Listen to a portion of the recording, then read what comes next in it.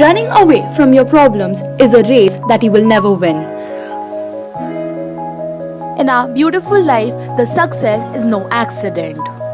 There is only one happiness in this life, to love and be loved. Like these birds.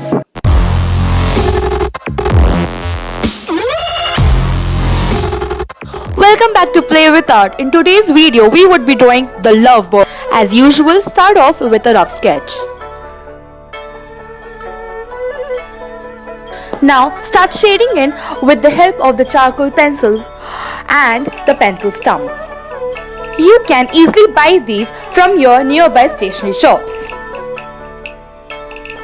For the head, start making slight strokes downwards with the help of your charcoal pencil and spread them or smudge them with the help of your pencil stump. You can also use cotton bud for this purpose. Similarly, do this with the second bird.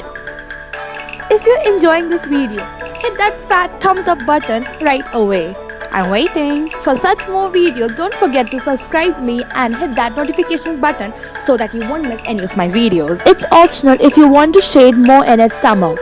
Then similarly do in its stump, and after you got the desired shading, your sketch is ready. Happy sketching! Thank you for watching this video. We will meet next weekend. Till then, bye bye and be safe.